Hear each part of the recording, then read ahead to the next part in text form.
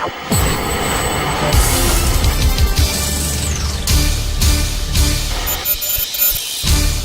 I'm Jerry Kenny, and thanks for joining us for this edition of America's Survival TV on Roku. Our guest tonight is the anti-communist Brazilian writer and philosopher Olavo de Carvalho. The new book, The USA and the New World Order, features a debate in which Olavo debates one of Russian President Vladimir Putin's key advisors, Alexander Dugin. Olavo is the president of the Inter-American Institute for Philosophy, Government, and Social Thought, and is one of the scheduled speakers at the March 21st Conclave for Democracy to be held at the National Press Club in Washington, D.C. The goal of this event is to organize opposition leaders and political activists from Latin America on behalf of political and economic freedom in the Western Hemisphere. Olavo now lives in the United States, but has written extensively about how his home country of Brazil went Marxist. He said that it was through the destruction of high culture, the reduction of universities to centers of communist propaganda, and the country's descent to levels of moral degradation which would have seemed unthinkable before. Well, doesn't that sound familiar? Well, can America be saved? Can the world be saved? Those are the topics tonight on America's Survival TV. And with that, we'll go to Cliff Kincaid in the Washington, D.C. area. Jerry, thanks a million. We do have a great treat tonight. We're going to be talking with Olavo de Carvalho, the Brazilian philosopher and writer, who can explain not only what's happened to Brazil, which is being led at the current time by Dilma Rousseff, the former communist guerrilla, but can explain the same processes that were at work in Brazil as they affect the United States, not only America under Obama, but so many different countries throughout Latin America. And he's somebody who has a long experience in living under not only Marxism, but debating the proponents of the anti-American left, including, most recently, Professor Alexander Dugin, who is an advisor to Russian President Vladimir Putin. Now, Jerry, in his introduction, mentioned this book. It's not actually out yet, but this is a pre-publication copy of Olavo debating Alexander Dugin on the subject of the New World Order and the USA. Now, the book is not out yet. This is a pre-publication copy, but we'll tell you how you can get information about this very, very interesting debate. We have to understand the competing forces in the world globally. And as a matter of fact, just today we have posted a new column I've written about the role being played by the Roman Catholic Church in world affairs. Now, getting back to Alexander Dugin for a second, faithful viewers of America's Survival TV know that we published last year this book, Back from the Dead, The Return of the Evil Empire. Now, if you look closely at that book, you look right under Putin on his left side there, that is the face of Alexander Dugin. And there is a section in that book on the influence of Dugin.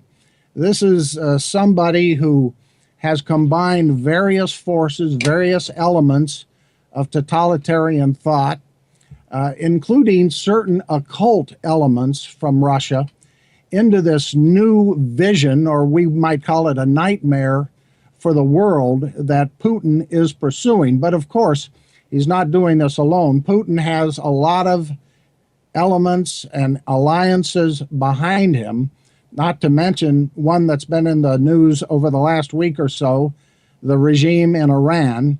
But also, don't forget the international communist or Marxist left, which has been taking power country after country after country in Latin America. We're going to be talking about all of this and how we in the United States can hopefully survive such a fate here. But we're going to get into it in order to understand what has happened to so much of the world. And we are on the road to some kind of, you could call it a world government, some kind of global community. That may be another euphemism. Who is going to dominate this unfolding, developing state of world affairs? We see these various competing units of power, Putin's Russia, the Roman Catholic Church, the international communist left, global Islam. What role will the United States play? Can we, in fact, survive the last 2 years of President Obama? These are all the questions on the agenda tonight as we welcome Olavo de Carvalho, again, president of the Inter-American Institute, veteran anti-communist Brazilian writer and philosopher. Olavo, thanks for coming on the show with us tonight. Thank you for this kind invitation. It's a great pleasure to be with you again. Olavo, I've known you for many years. You've always been a fighter for Western values, for Christian values. It must be so troubling to look at the success that our enemies have had around the world and to see the Roman Catholic Church. I know you're a Catholic. I'm a Catholic. We're very disturbed about the path that Pope Francis has been taking recently, and we can get into that. But explain, if you would, please, what has happened first to your country of Brazil, how you were one of the sort of a voice in the wilderness down there, trying to be the resistance, speaking for the resistance to the Marxist wave, the revolutionaries who have taken power down there. How did it happen to a country like Brazil? Oh, all the things started with an organization called the São Paulo Forum. They gave this neutral name on purpose.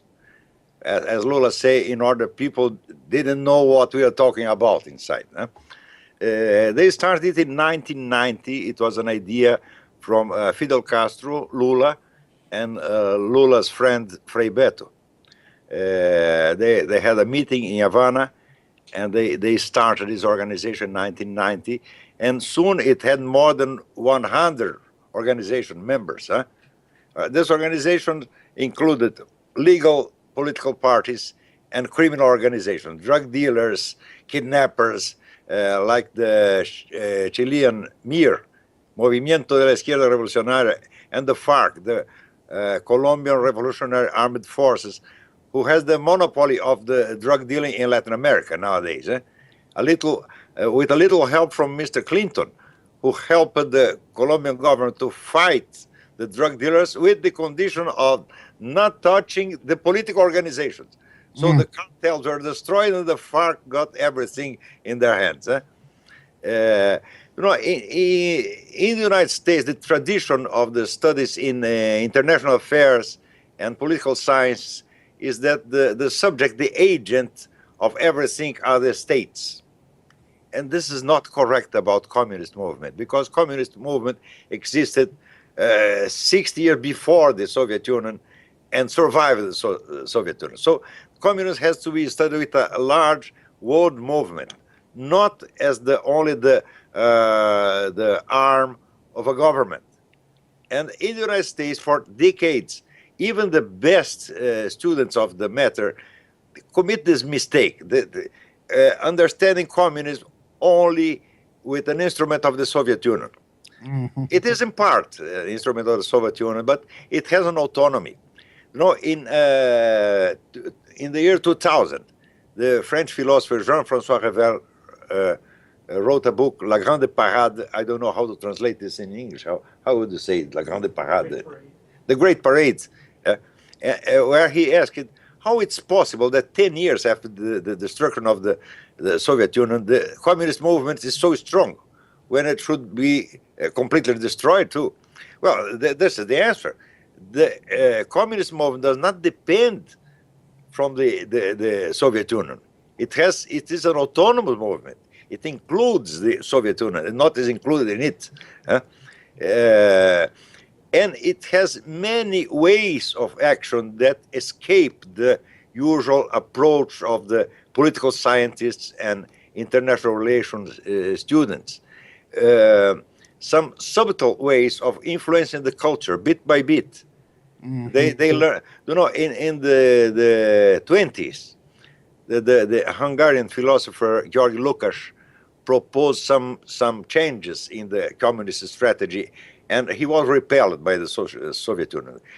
They said, we don't want this here, but they sent him to Germany, where he founded the so-called Frankfurt School.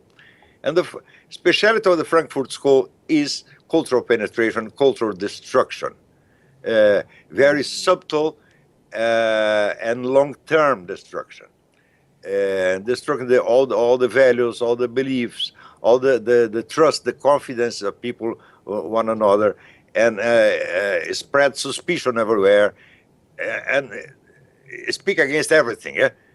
And this was eroding the national American culture and national American pride and so on. It was a very slow process, and most people could not evaluate the strength of the things. This is strength by a cumulative effect along the decades. All this was not autonomous. The Soviet Union was directing the whole process. Very subtle, because the Comintern financed the Frankfurt School. When they created, these people from Frankfurt School created the idea of sex liebe and gay rights and so on, Stalin rejected all. Say, I don't want this in the Soviet Union, but I want this in the Western world, because this is destructive. We don't want destruction here, but we want destruction there. And they spread these people all around the world. It's a group of very strong intellectuals, not great philosophers, but people very able to perform the tasks, like Jürgen Habermas and Herbert Marcuse and Walter Benjamin. All of them influenced deeply American movies, especially American movies, since the 30s, with the school of movie writers that was run by John Howard Lawson. And Yes. he taught people, we will not make communist movies. We will make normal movies that the American public can accept, but with small and discreet communist messages here and there in every movie. So it's very difficult to find some American movie since the 30s, 40s up to now that where you don't find any anti-American message. Olavo, let me recap if I can. So what we're witnessing here in Brazil, Venezuela, the United States, and many other countries throughout the hemisphere and worldwide is the result of a Marxist or communist penetration of our society, our culture, changing the very nature of our culture in order to undermine us, to rot us, corrupt us from within. But in 1990, I understand you to be saying this is when the West, the United States, was saying, well, we won the Cold War. The Soviet Union collapsed. But yet that's the very date, as you put it, when the Sao Paulo Forum, this collection, this coalition of anti-American communist groups, even terrorist organizations, began this intensive preparation for what is transpiring. You mentioned Lula, the predecessor, the president of Brazil, before Rousseff, working on this with Castro. They have been so successful to this point. When we look at Latin America, just Latin America, how many countries would you say we have in Latin America today that are not Marxist? Only Chile and Paraguay. Chile and Paraguay. I mean, all the others are either governed by communist parties or under the strong influence of communists. And now, let me get your thoughts. Also in Colombia, but in Colombia, the communists are very strong. Yeah. Not in electoral terms. They have very few votes, but they dominate the media and the judicial system. All the judges, they're bribed, all the judges. Now, I had always looked at Colombia as a success story. Under the former president Uribe, somebody who fought the FARC, the forces, the communist terrorist narcotics group, who fought them back with U.S. help. Yes. And I know the much maligned NSA played a role in helping Colombia at that time find out where the FARC leaders were and go in there and kill them. We know there was a great success there, yet it seems like when we look at Colombia today, Uribe is out of office. His former associate is now the president, Santos. He's negotiating with the FARC in Havana. What's going on with Colombia? You know, Santos was elected under the slogan, no más FARC, no more FARC. I was there. I saw the electoral campaign. I helped him in the campaign. It was wonderful to see the enthusiasm of the Colombian people against the FARC. So everybody voted for Santos. He had more than 70% of the votes. It was a great success. And the next day, he betrayed everybody. How do you explain that? Was he secretly an agent of the other side? Was he bribed? Has he been corrupted? I believe he was bribed because he was the Minister of Defense in the time of Uribe. And he did a great job against the FARC. But he changed his mind in 24 hours. I can only explain it by bribery or any other secret manipulation. But I don't believe he was always a traitor, always an agent. No, this is impossible. Because it was he, the direct responsible for the military destruction of the FARC. Now, let me ask you about one other country which was in the news a couple years ago when Venezuela under Chavez was trying to take control, and that is Honduras. What's the situation there? I don't know what is happening now, but it's not bad. It looks to be normal, stable. They have a stable democracy with a leftist president, but as a moderate guy. He will not persecute his adversaries and so on. So politically it's normal. Huh? Now, the Sandinistas are back in power in Nicaragua. The leftists have taken the presidency in El Salvador. I mean, all of this has been happening while the United States and the West gloated in the collapse of communism. Was this part of the deception to get us thinking that we had won? And meanwhile, they made all this progress from their perspective right under our noses in the Western Hemisphere? Yes, in part it was a deception, but in part it's also a mistake from American politicians and opinion makers, because when they defeated the Soviet Union, but not the communist movement, they thought those things were the same. They are not the same. This is the problem. The communist movement created the Soviet Union and survived it. It's very strong in the whole world, and nothing was done against them. It was done against the Soviet Union, and very well done by Ronald Reagan. Huh? But this is not everything.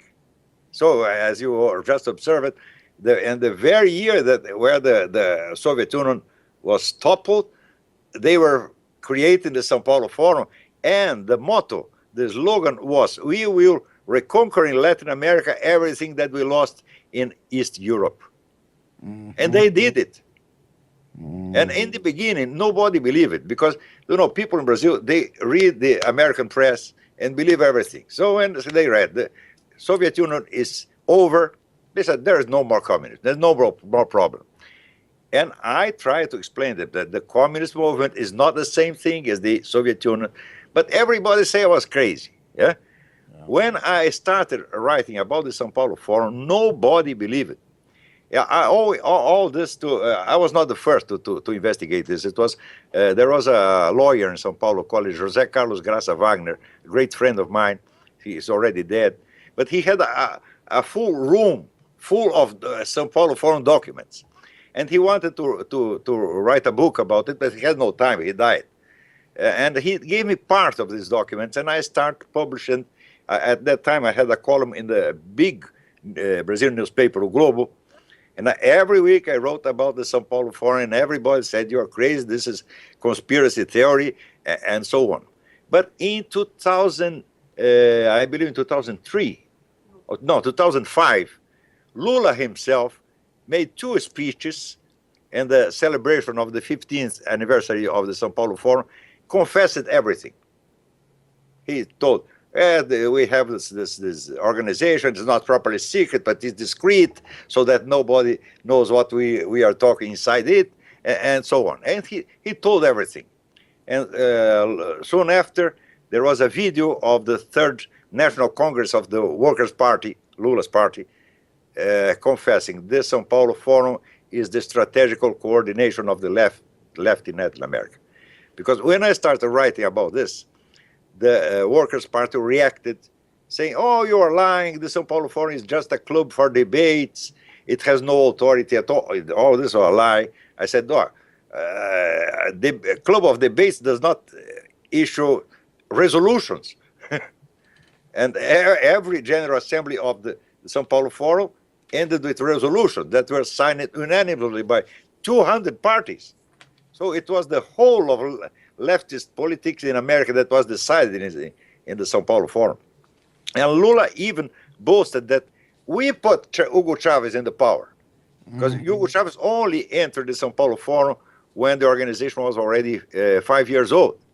He was a newcomer, but he was very well received, and people decided to promote him. And they put him in the presidency of Venezuela. And Lula boasted, we did it. So there was a kind of mutual interference in the politics of several countries. The government of one country interfering in another one. This was, for them, was normal. And all this was secret. Ladies and gentlemen, we're talking with Olavo de Carvalho. He's president of the Inter-American Institute. Go to his website at theinteramerican.org, theinteramerican.org. Now, there's so much I'd like to talk to you about. This pre-publication copy of the book, The USA and the New World Order, with your debate with Putin advisor Alexander Dugin, is just fascinating in so many ways. I do want to talk about that, as well as President Obama and his relationship with this international communist movement. Of course, he regards Brazil as a friend, the government of Brazil. He just normalized relations with Castro's Cuba, using Pope Francis as a mediator. Let's get back to the old Soviet Union and Russia today and get your thoughts on that, Olavo, because as I read this debate you had with Dugin, and we'll give you the website where you can read it for yourself up on the internet. And when I read a very interesting article you have posted at your Inter-American Institute website as well, it seems like you've concluded that Dugin has combined, I think as you put it, elements of the old Soviet Union, Tsarist Russia, some esoteric philosophy, some elements of Nazi philosophy. I mean, it looks like he's throwing a heck of a lot of stuff together to keep Russia going and to make Russia into a modern-day imperialist power. Is that a correct reading? Yeah. I believe that ideologically or philosophically, Dugin's thought makes no sense at all. But it makes very good sense in the strategical point of view, because he's a great strategist. And his strategy is to gather everybody that has something to do or to speak against the United States. And gather everybody, communists, Nazis, Muslim, fascists, traditionalists, everybody. And he is well received in all these groups. And this is his magic. We will not discuss our difference, because we have we have to first to destroy the great Satan, that is the United States. He creates many strange theories that there are some Atlantic powers and terrestrial powers, and the terrestrial powers are the good guys, and the Atlantic are the bad guys, and we have to destroy the Atlantic. Well, the Atlantic are the United States and Great Britain.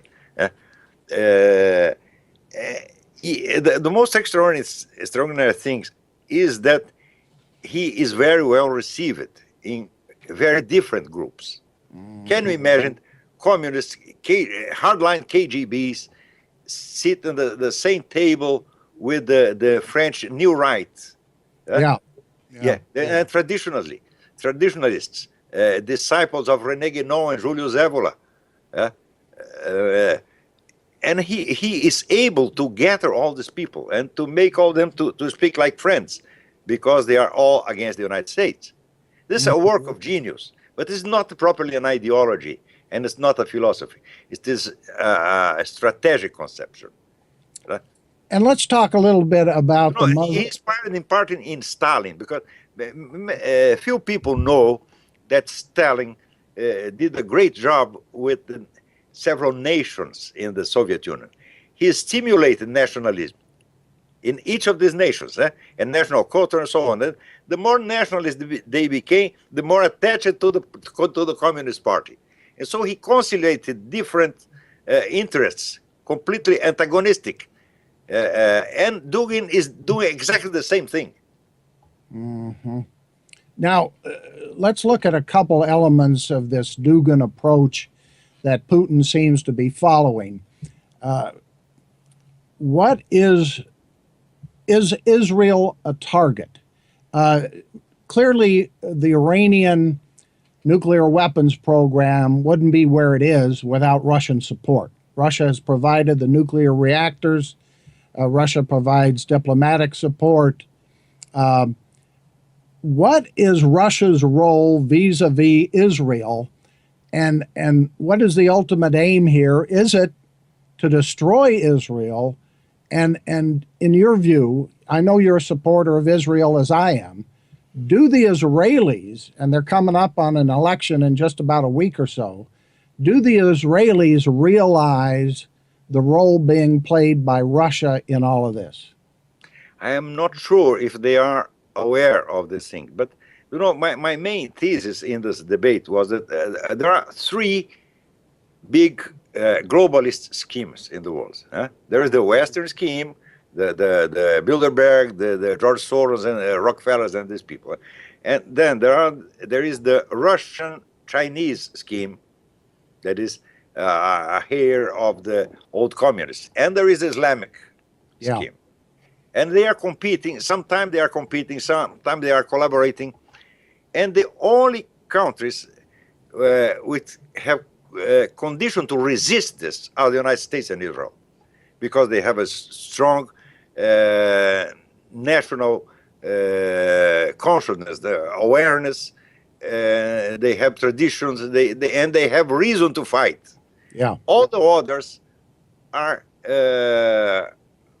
yielding before this powers. The European Union is itself an instrument of globalism, and we see no resistance except in the United States, in part of the United States, let's say half of the United States, the other half is globalist, and in Israel.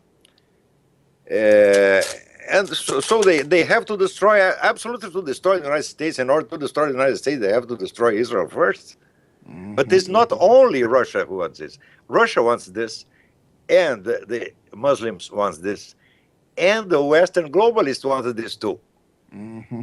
Because they cannot stand any kind of national identity. Well, Israel has a very strong national identity, and they have 5,000 years of reasons to have a national identity. They will not accept this kind of globalist authority over them, never. And the Americans will not accept it either. And so these are the main obstacles, the United States and Israel. Mm-hmm. So you have three great schemes. Well, and the Catholic Church. The Catholic Church could be and would ideally be the main center of resistance to these three schemes.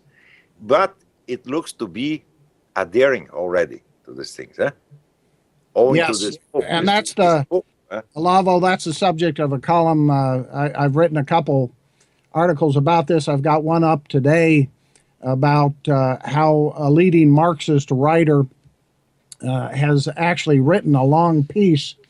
Let me grab his name here.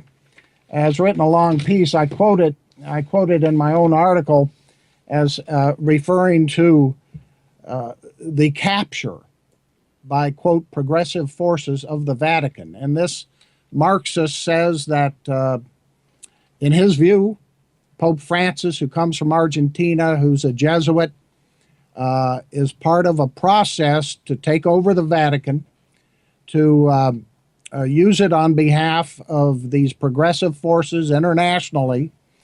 And in other words, the left, the pro-communist, the anti-American left, is really hailing what Francis is doing at the Vatican. So when we look at what the Roman Catholic Church under the control of Pope Francis is doing today, I noticed in your debate with Dugan, that was done back in 2011, it wasn't so clear what road, what way, what path the Roman Catholic Church would take.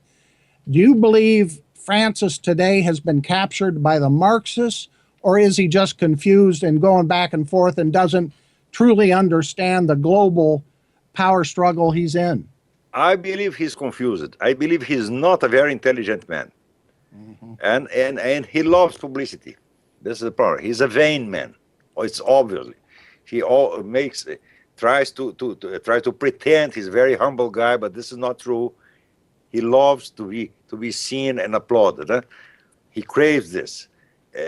And this is an easy victim for these manipulators.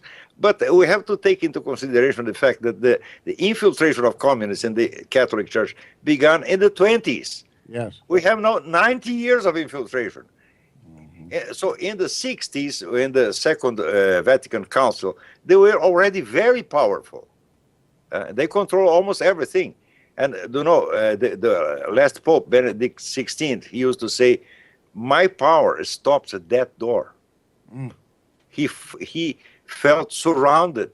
He felt as a prisoner. I don't believe he renounced it by reasons of health. Yeah. I believe he said, "Well, I cannot do nothing. I'm a prisoner. If I cannot do anything, I'll not stay here." And Malachi Martin? Do you know Malachi Martin? Yes. He wrote a very good book in the time of John Paul II called "The Keys of This Blood." Yes. And he said that the mission of the Catholic Church was to resist this globalist schemes. And John Paul II was very aware of what is happening. He understood the situation. He didn't know what to do, but he understood what happened. This man doesn't understand anything. I believe he's a superficial mind. Well, that could be.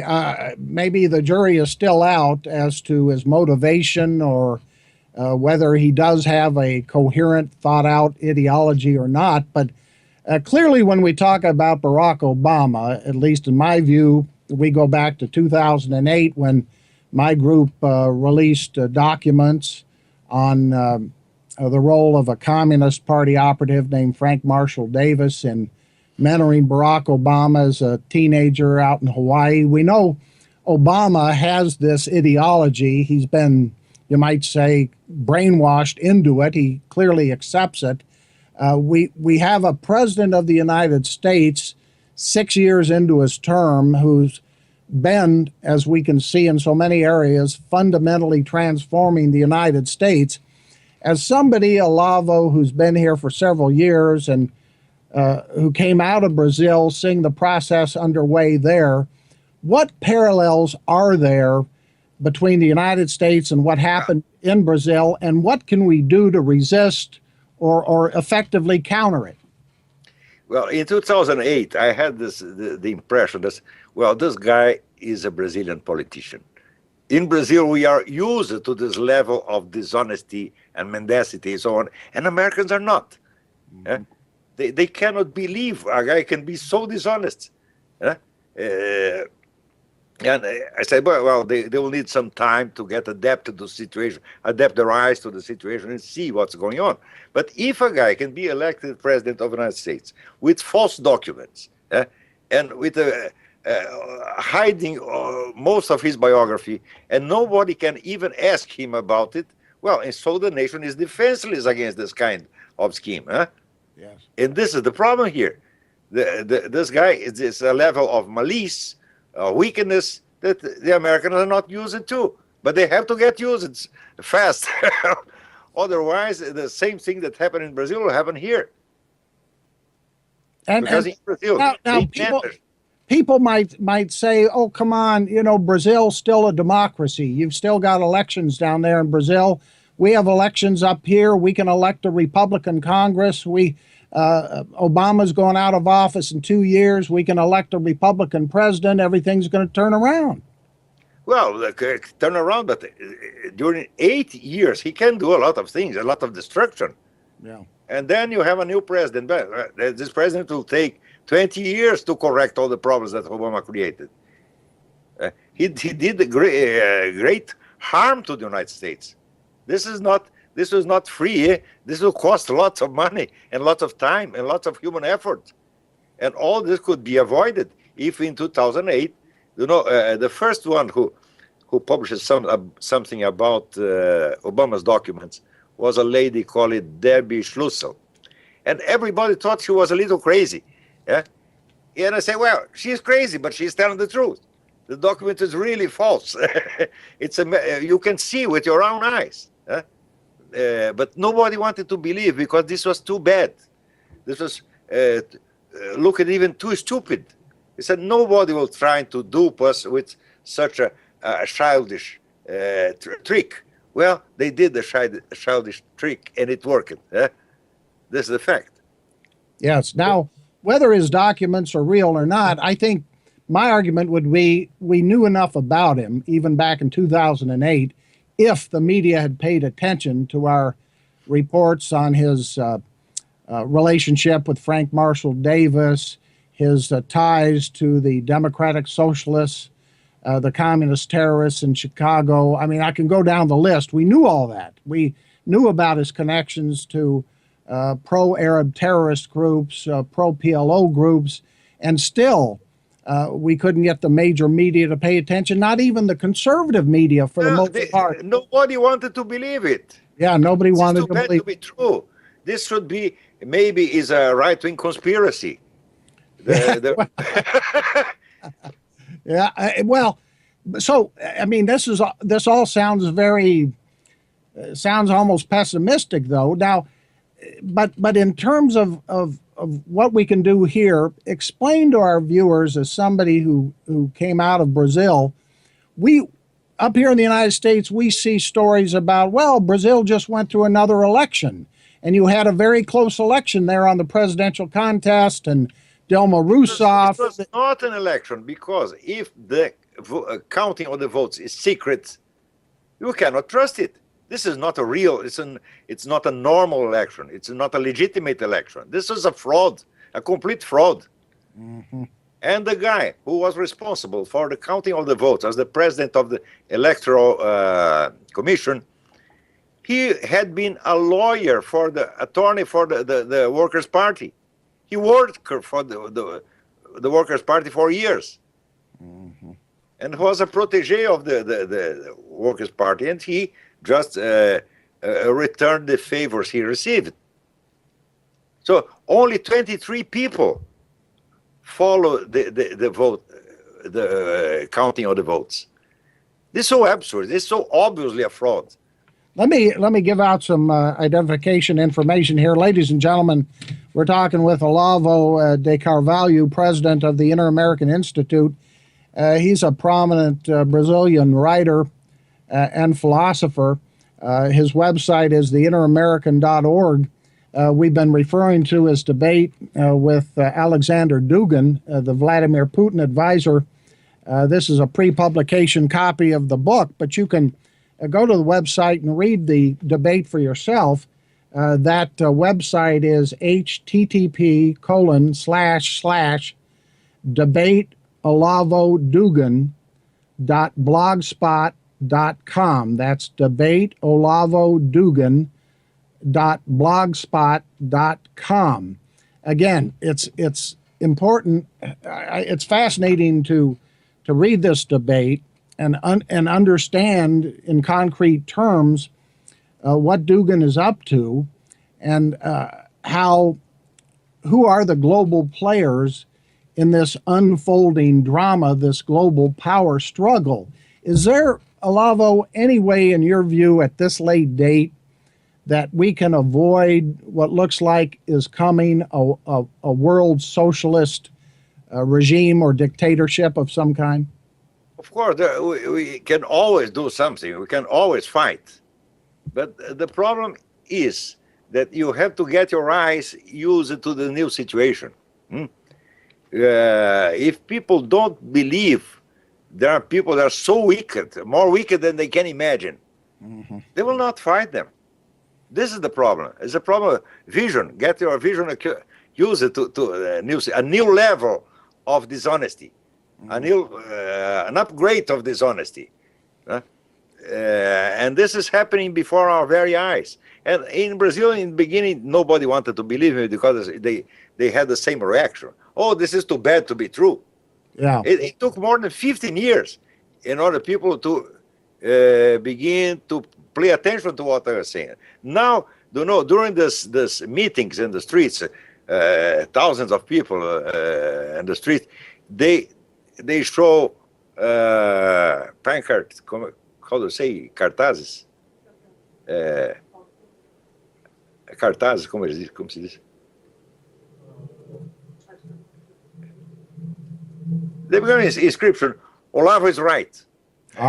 Everybody, now everybody knows I was saying the truth, but it took more than 15 years. And here you have the same difficulty. You have to insist and insist and insist and never give up. Never, never, never, never, never. It's not a matter of ideology. It's not a matter that we are the right and they are the left. We are telling the truth. We are telling the facts, and they are lying. This is the main point. How much resistance is there in Brazil? Now, today there was news from the government itself. What the support for Dilma now? 7%. 7%. So 93% of the Brazilians are against Dilma Rousseff. And yet she just won that election, according to the official count. Didn't she get about 52% of the vote? She won no election at all. Okay. How can you say that?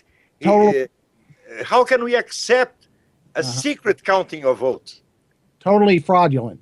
Totally fraudulent. Yeah. We can never accept this. An election has to have transparency. Everybody has to have access to the counting of the votes and verify it, and then we accept, well, you won. We count the votes and you won. That's okay. But we cannot count the votes. We cannot even see the votes. And the machines are programmed not to be audited. They cannot be audited. So it's useless to count the votes now, because only the votes that are registered in the machines, only final results are there. These are the Smartmatic machines? Smartmatic machines, yeah, that. And by the way, on that point, let me mention before I go to my co-host Jerry Kenny for some questions. Ladies and gentlemen, if you go to our website, usasurvival.org, you'll see we have a story up there about this upcoming event called the Washington Conclave for Democracy. It's in Washington, D.C. at the National Press Club on March 21st. It'll be from 1 o'clock to 5 o'clock. That's a Saturday, March 21st at the National Press Club in Washington, D.C. And this coalition is designed to shed light on a lot of what we've been talking about today, what's been happening throughout Latin America. But in particular, there's going to be a speaker who's going to focus on the use of these so-called Smartmatic machines to manipulate or rig vote counts in places like Brazil and Venezuela. Olavo is going to be one of the speakers at this event. I'm going to be there myself. And so we encourage you to, if you're in the Washington area, want to come. I've talked to the organizer, and we have his contact information there. He says it's open to the press and the public, and this will be a very important opportunity to hear from speakers from around Latin America about the stakes and how this ultimately will affect the United States. Jerry? Yes, Olavo, with country after country going communist in Latin America, how much longer until Mexico becomes Marxist? Or are they holding Mexico back because that might just be a little too obvious to Americans? Well, I'm not very well acquainted with this internal situation of Mexico, but I believe that everything is so easy for these people now because there was no resistance. You know, in Brazil, resistance began yesterday, less than 1 year ago. Mhm. And during many years, nobody wants to believe and nobody wanted to fight. This Lenin used it to say the best way to win is to take from your enemy the will to fight. And nobody had will to fight. And suddenly it exploded everywhere. Huh? And now 93% of the Brazilians are against these people. I believe the same thing can happen everywhere. But the problem is most people, they don't want to see how serious the situation is. Because these people, they have been proceeding bit by bit, very, very slowly, very discreetly. Lula himself confesses it. There is his speech was published in the very official page of the Brazilian presidency in 2005, telling everything they were doing, the São Paulo Forum. And even so, people didn't want to believe. You know, in 2000, quando foi a eleição que foi a primeira eleição do Lula? 2002. Most military voted for Lula. Because they believe, no, he's not a communist, he is a good guy, he is a Christian reformer and so on. The same type of things they said about Mao Zedong in the 40s. And now they know what's really happening. The human mind has this tendency not to believe bad news. They don't want to know. Only people who are professionally involved in such studies can can accept certain kind of facts that the normal common citizen cannot accept. But bit by bit they will accept, and they will know what's going on, and they will fight. What do you think about that, Jerry? I think that, when we talk about Mexico in particular, as I was saying, maybe part of the situation in Mexico is different because Mexico has a little bit of a safety valve, and that is that if people are unhappy in Mexico, regardless of what happens, they just migrate to the United States if they can. But the frightening thing is that it certainly appears as though we have a Marxist in our own White House. So I don't even know if Mexico going Marxist would be enough to frighten Americans into waking up. Yeah, Mexico does not need to become Marxist because the United States are becoming Marxist.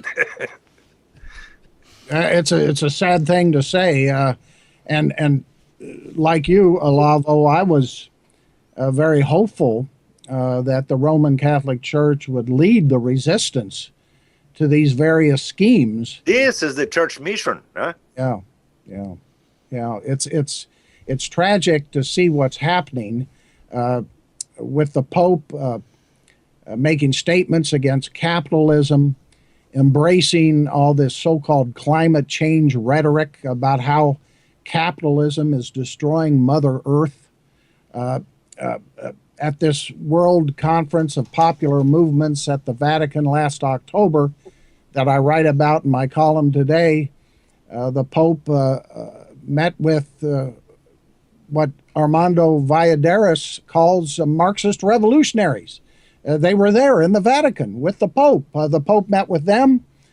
He highlighted their, quote, struggle. He met with Evo Morales, the Marxist president of Bolivia, who, when he was reelected last year, gave credit to Fidel Castro and Hugo Chavez. But let me ask you this. When we look at the fact that Marxism doesn't work economically, and we see what's happening in Brazil, but even equally significant in Venezuela, where the economy is just deteriorating by the day, is the corruption of the communists enough to wake a lot of people up? I believe this is another problem with the American vision of these things. Because economic failure can topple a government in a democracy, not in a dictatorship. A dictatorship gets stronger when it fails economically. Because if the people have nothing to eat, they have no money, they cannot organize themselves and react. They're weakened. Huh? So for a dictator, economic failure is good. But in a democracy, of course, if let's say the price of the gas goes very high, people get revolted. Huh? But if you have a dictatorial system that dominates the country, misery, poverty is good for them. So no matter how many economic failures they have, no matter how much corruption, it's not going to threaten their rule. Economic failure can be a political gain. But corruption is another thing. Because when people hear about corruption, they feel they were robbed, and they get revolted. But so poverty is one thing, economic failure is one thing, and corruption is another thing. It's corruption that is destroying the Worker Party's system in Brazil. Because people are really angry with this. But as long as the Workers' Party runs the electoral process and can count the votes, they'll never give up power. I believe they'll never give up. They have to be toppled by a direct popular intervention. I don't believe very much in a military intervention, but I believe in popular intervention. They have to expel these people from political life forever. Now, what do we do, though, in the meantime about Vladimir Putin invading Ukraine? The United States under Obama refuses to even provide weapons to the Ukrainians to defend themselves. As long as Obama is in the president, you can do nothing. The United States are lost. This guy, the other day, he said that Venezuela is a threat to the United States. It's not. Venezuela is a threat to Brazil. What's a threat to the United States is Russia and China and the Muslim world. But he cannot say this. So see, he blames Venezuela, a little country. This is of course, is disinformation. Venezuela is no problem for the United States, but Russia and China are. And because Russia and China are acting by means of Venezuela. Venezuela is an instrument for these people. Venezuela is not the active agent of the situation. It's an instrument only. But Obama will never say this because he is trying to collaborate with Russia and China and with Iran and so on. He's obviously against the United States. It's one needs to be blind not to see this. Yes. Well, it's an extraordinary situation we have with a Marxist in the White House in the United States. The failure by so many in our political system and our media, including on the conservative side, to recognize what's happening. I agree with you totally. There's still people who just can't bring themselves to admit we have a Marxist in the White House and to react accordingly, to call him that, to say it like it is. That's why I like you so much and your work. You're not only on target, but through your writings, this debate with Dugin, you offer a coherent philosophy of countering this dangerous alliance against the United States, against Israel and our allies. You understand the basics of what it's going to take to save Western or Christian civilization. It's the same thing that Armando Valladares, who served 22 years in prison in Castro's Cuba, said in his column that I quote today. He talks about how he's so disappointed in the Pope who made this deal with Obama and Castro to recognize Cuba. He says this threatens the entire future of Latin America. He puts it the Christian future of the Americas. And isn't it true, I certainly get this from your writings, Olavo, and your debate with Dugin, that in order to save us, to save our country, to save our way of life, it's going to have to take a grounding in a religious approach that we have to talk to us about that, the necessity of a Christian worldview or a Judeo-Christian worldview. All civilizations in the world were based on religion. The story of lay civilization, this is stupidity. There's no lay civilization. Lay civilization is just an interface between Christian America and Muslim America or Communist America. It's only an interface. So this illusion of lay democracy, this is an illusion. Democracy only works if the people is Christian. Your founding fathers knew this. They said this many times. This is a constitution for a Christian people, period. Yes. I don't say that the state has to be Christian. No, there's no need for this. The state has not to meddle, to put his nose into these matters. This is correct, as Jefferson used to say. But the people, the population has to be Christian. They have to have values. They have to have moral law. And so they can direct their own lives without the government interference. Yes. But if you start with this thing like sex lib and gay rights, etc., well, all this is an illusion. You know, there is a book recently published by, I'll show you.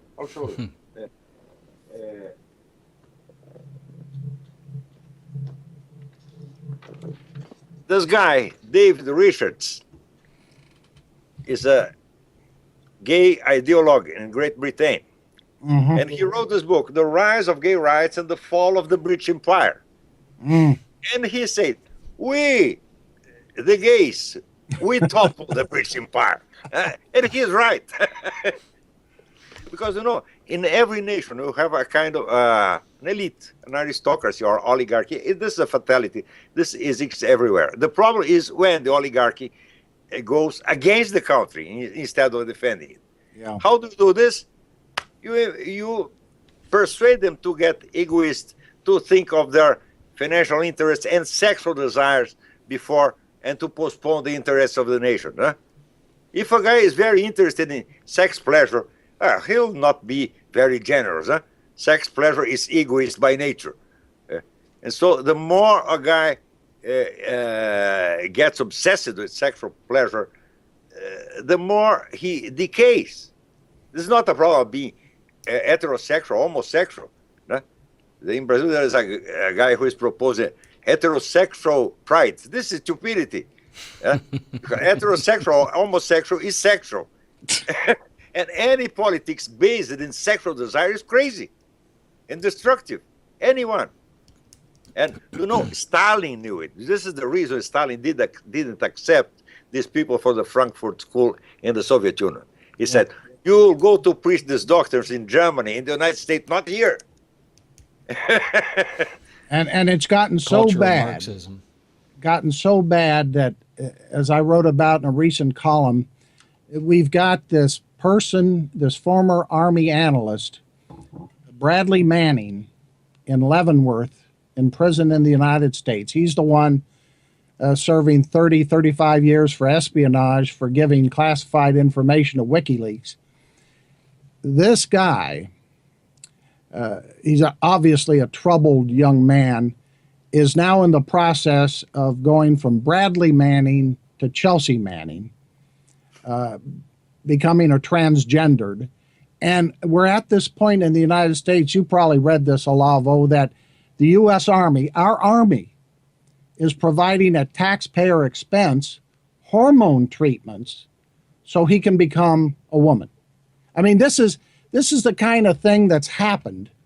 And I appreciate your point so much that in order to reassert or to recapture our culture, we have to be morally upstanding, upright people.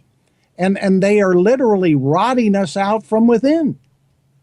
Yeah, they are duping us. Groucho Marx used to say, will you believe me or your own eyes? And these people are doing this with us because they dress a man as a woman and we have to accept she's a woman. But I'm seeing she's not. I cannot believe my eyes. I have to believe the government. This is absurd. This is an attack to human intelligence, an attack to human consciousness. This a crisis of anthropological dimensions. Huh? It is. I mean, the idea that two men can get married. No, two men. Three men. In Thailand the other day, there was a marriage of three men. And what, not 4 or 5 or 25 or 150, eh? A lot of men, all naked, doing group sex. This is now a family. Oh, They want us to accept this, and seriously, we cannot laugh. Huh? If you laugh, you are homophobic. ah, They're forbidding us to see with our own eyes. yeah, you're right. I mean, we're being taught to disregard what we see, what we know to be true, what we know to be based on morality and tradition. We're being taught ignore all that and just accept it, go along with it. As we slide, I think it was the famous judge who didn't make it to the Supreme Court, Robert Bork, put it in his book, Sliding Towards Gomorrah. We're sliding into the abyss. And yet, so many of us are afraid to say, stop, we can't do this. We've got to save ourselves. We've got to save our country and our civilization, everything. We have to save our brain. Everything is on the line. Jerry, what do you think? Well, I think that people really need to understand what cultural Marxism is. You know, it's there is a reason that they're trying to degrade, our culture for political purposes. As you said, that's what it's all about. And there was a quote expert that was on the radio the other day, a psychologist, psychiatrist, I don't know what she was, but she was trying to explain to the audience here locally how prostitution should be legalized. And at that time, I'd had just about enough. And I called her and I said, you experts are the ones that are probably responsible for sending more people down the road to destruction. And I think that's what Americans have to look at. We have to look at our institutions, our universities, these quote unquote experts that tell everybody if it feels good, do it, and take a look at the impact that it's having on our nation. But when you destroy the culture, you destroy the nation. Of course.